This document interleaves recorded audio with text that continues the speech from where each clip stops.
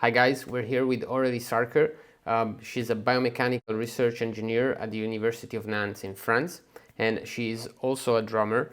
And she created a project called Drums Biomech, in which she's doing biomechanical research on ankle motion specifically. And if you remember, more than 2 years ago, I participated to this research, and we finally have the results. So me and other drummers that participated will start to share our results and talk about what this research has found so far. The goal of this research is to understand what is the correct posture and the correct approach for the ankle motion to avoid injuries and understand what's happening in our body. So it's of course a very important and interesting research for the drumming community. So thank you very much for doing this, Aurelie, and I will start this by asking you, can we use the ankle technique or one technique for every speed? So no, I don't think so. The ankle technique is very specific to a large range of speed, but from around 170, 180.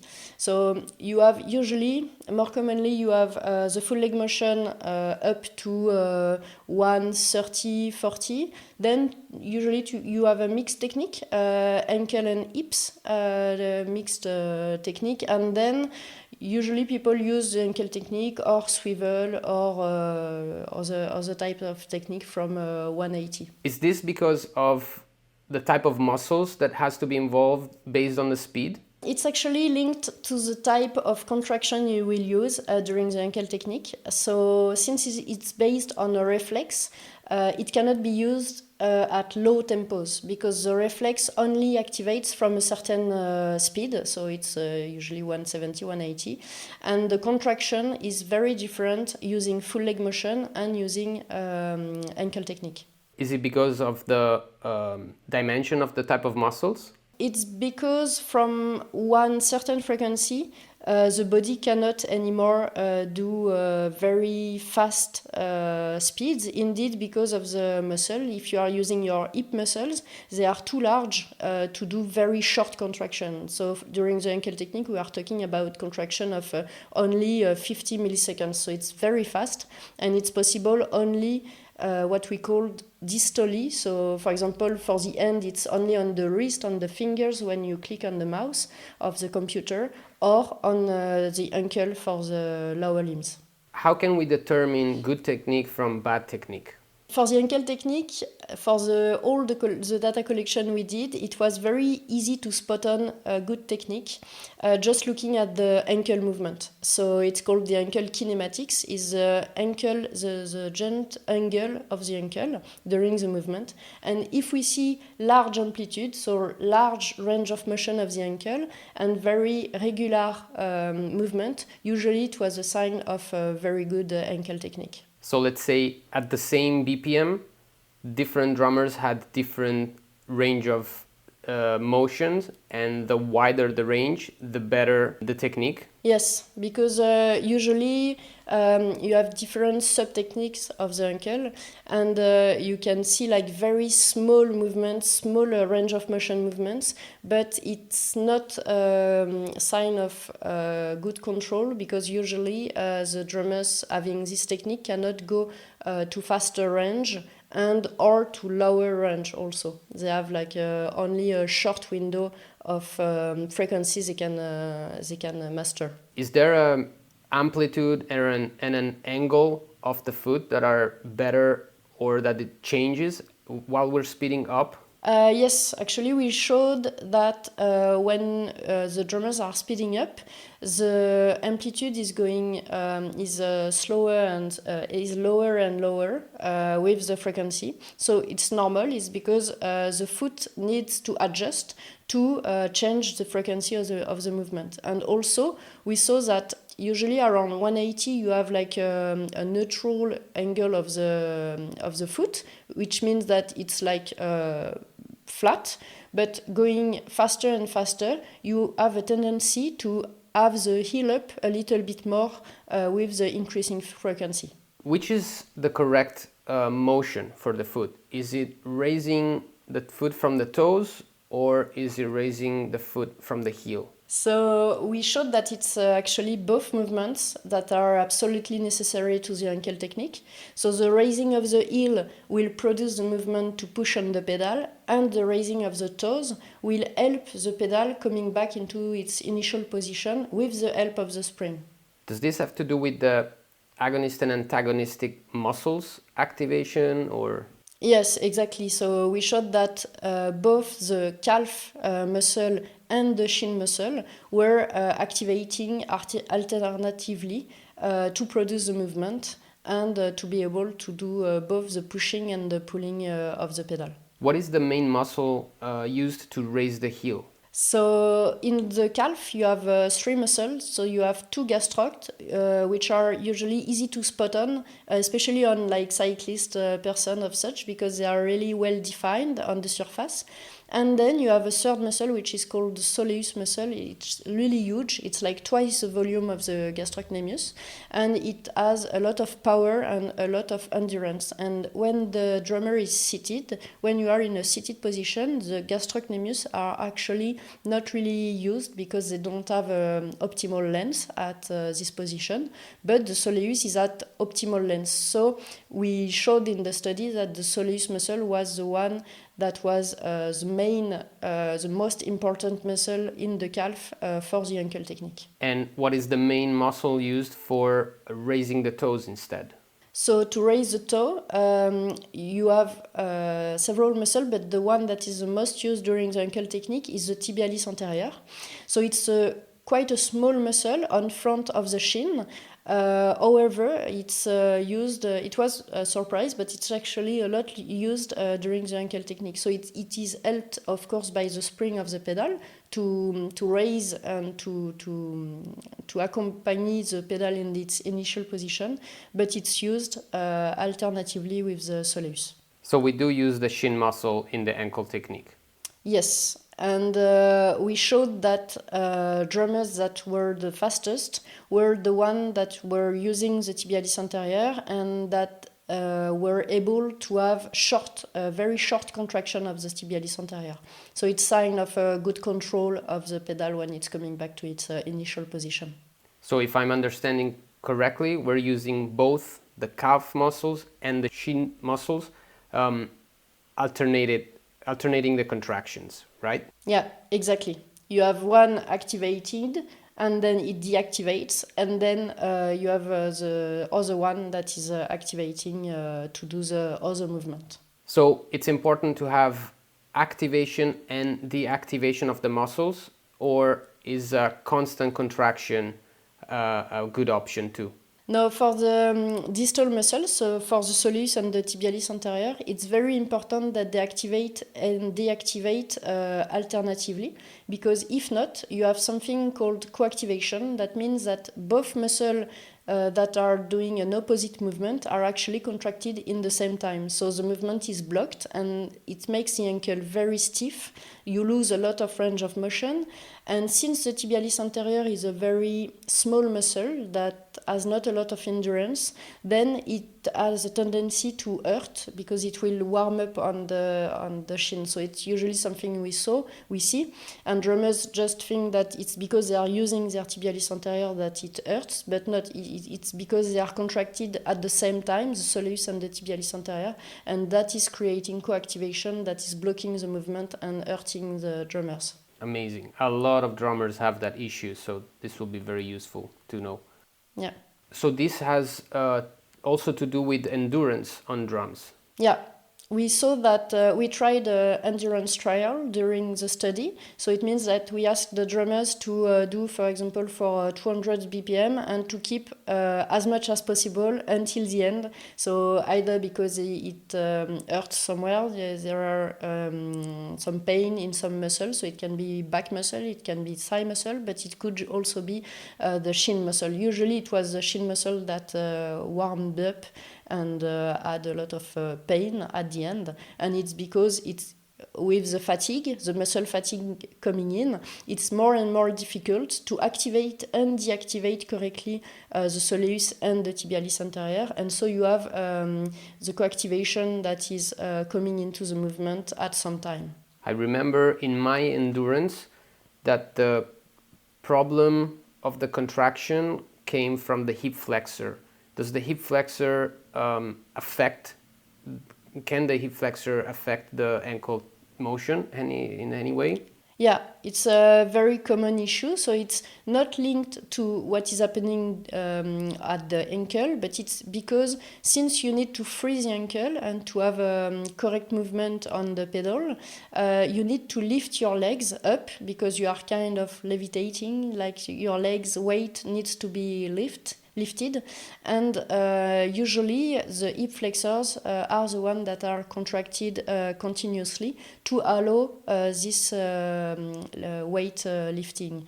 So it's why at some point during the endurance trial your back may hurt because you try and position yourself and to keep your back straight, or your hip flexors can also hurt because you are trying for a long time to lift the legs during the movement. What is the correct posture or the most optimized posture for a drummer?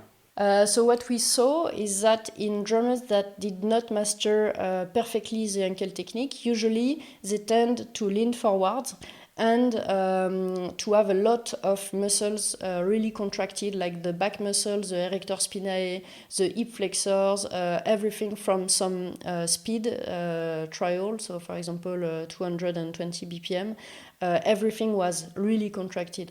So it's dangerous because you can hurt yourself by staying that contracted a long time. And what we saw in expert drummers, on the other hand, were that they were succeeding in staying relaxed and also to have the back, the trunk really straight. So they did not lean forwards. You can adjust your posture, so it's normal to see a little bit of leaning forward, but you shouldn't be completely leaning forward when trying to go faster using the ankle technique. So leaning forward, putting your weight on the pedals is not like a correct posture, a good posture to have. No, the correct posture to have is to stay straight, to be the more relaxed possible, and to adjust the angle of the ankle, because it's when you adjust your muscle tendon cooperation that the ankle will free and keep a certain amount of range of motion even at high speed. So it's normal that the range of motion is a little bit diminished when you go faster, but it should still be more than 3 or 4 degrees, as we saw in some drummers that had really small amplitude because they were also trying to compensate with the hips from certain speeds. And so having pain or contraction in the hip flexor area could also be because of the posture? Yeah, completely. It's linked to the fact that when you lean forward, you have more weight from the hips to lift because your legs need to be lifted to free the ankle and to be sure that the ankles are able to do the ankle movement. And since your legs are very heavy, all this weight is put on the hip flexors, and from certain speeds or from certain time, if you do endurance trials, you will have pain in the hip flexors, and it's really it can be dangerous and lead to some injuries. And is the contraction of the lower back also something that could affect the hip flexor, because the hip flexor are connected to that part of the back, if I'm not mistaken? So it depends on the muscles, but for sure, when you are contracted your hip flexors, you can also have a strong activation of the trunk. So it's what we saw in people leaning forward. When they leaned forward, the hip flexors were more activated, and also the trunk, since you are leaning forward, the trunk and especially the erector spinae, which role is to extend the back, were very much contracted. So in terms of quantity, it was more it could go over 50% of the maximal contraction that the drummers were able to do. So it's huge, because if you keep that level of activation during, for example, 2 minutes, or even for a set of 45 minutes, just at some part, of course not the full time, but it's very it's strong, and it is really demanding on the back. So keeping the lower back relaxed is important. Yeah, it's very important. Does this have anything to do with the sciatic nerve too? Yes, it can. The more your muscles are contracted, and especially the muscles around the sciatic nerve, so it can be back muscle, but it can also be the piriformis muscle, which is a glute deep inside the buttocks. And the piriformis is really close to the sciatic nerve. And there is some literature that says that when the muscle is too contracted, it blocks the sciatic nerve and it irritates the sciatic nerve. So you end up having like tingling, having weakness in the legs, and usually when you have a sciatic nerve injury, you are not able to master the ankle technique afterwards. Can every drummer reach the same speed, or are there drummers that are faster than others by genetics? So we showed that among the 18 drummers that we measured, the maximal frequency was very different amongst drummers. And we tried and studied some parameters that were different in two groups of drummers: the drummers that were very fast and the drummers who were a little less fast. And we showed 3 results. The first one is that the drummers that were able to go faster had more relaxed body. So more relaxed in the back, in the hips, in the glutes, in the thighs. So all what we call proximal muscles, so what is far from the ankles, all were relaxed and allowed the drummers to go faster. Also, we saw more on the distal part, so on the around the ankle area. We showed that the drummers that were faster had actually a better control of the tibialis anterior, meaning that they were able to do like shorter activation of the tibialis anterior, and also they presented less co-activation.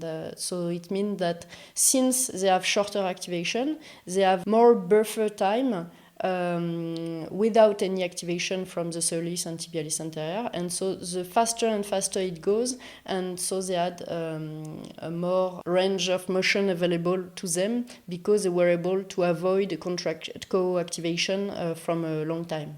So based on your data, we can say that good posture and not leaning towards the front and having a good range of motion in the ankle, both up using the shin and down using the calf, will be the best scenario for a drummer that is trying to learn a double-based or fast ankle motion. Yeah, exactly. It's the 2 main messages from the study. First one, to be able to stay relaxed as far as possible. Because it allows the body to have more energy and to keep the continuum and to reach faster frequencies. And then the second one is really to have a good control of both the soleus and the tibialis anterior. A lot of drummers experience like a twitching motion of the foot while they're trying to develop the ankle motion. Do you know why this happens? Yeah. The twitching is due to the fact that only the soleus is being used. So usually when you rely 100% of the twitching, so it means that you are using the good reflex of the soleus that all drummers mastering the ankle technique are using. However, you are not using the tibialis anterior to pull back and to have a really alternative contraction of the soleus and the tibialis anterior.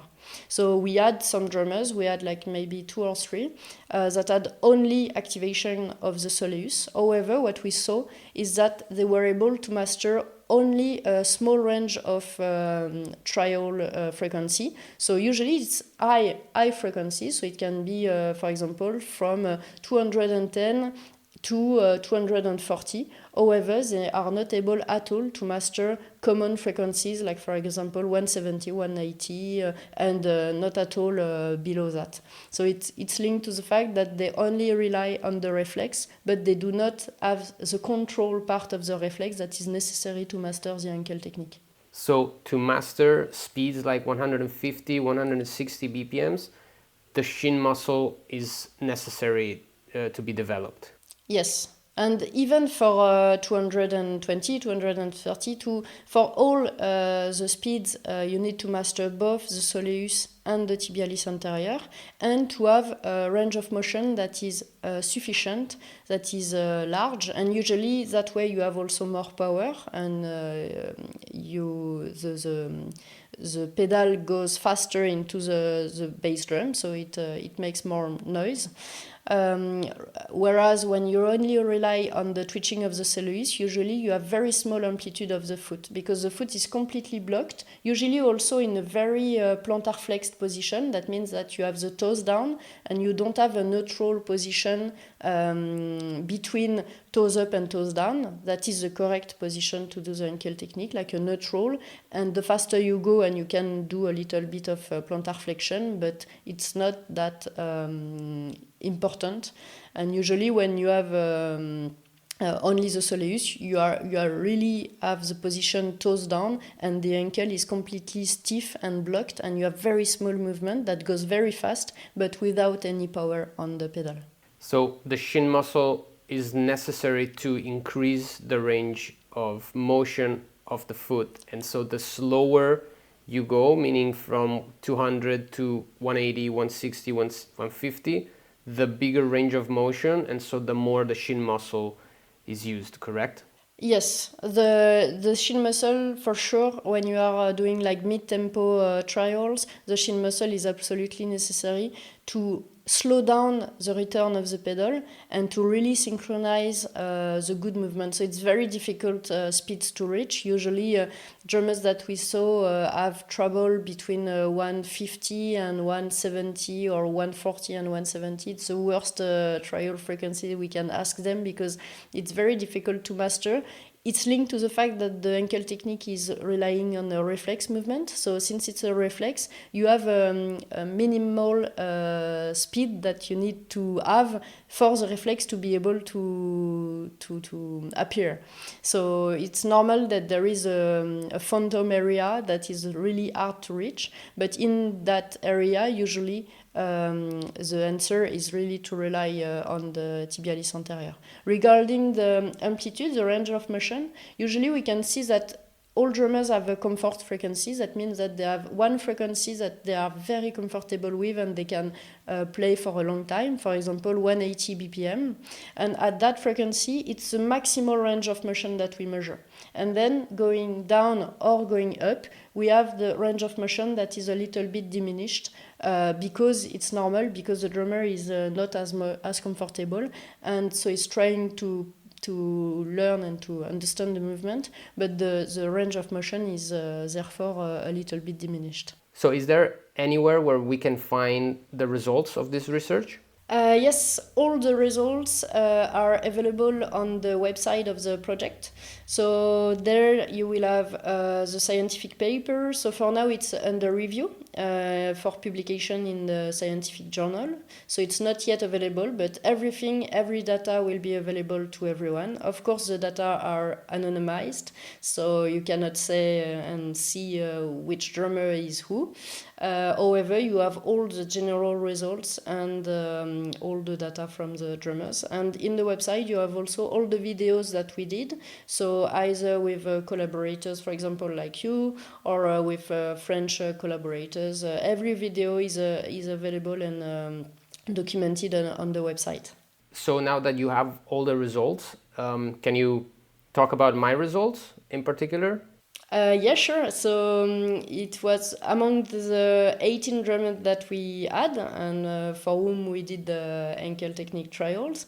you were actually the one with the more relaxed muscle activation. So it means that in your back, in your hips, in your glutes, we measured the less activation possible among the 18 drummers, so it's a good sign. It means that you have no risk of developing musculoskeletal injuries because you are so relaxed during drumming.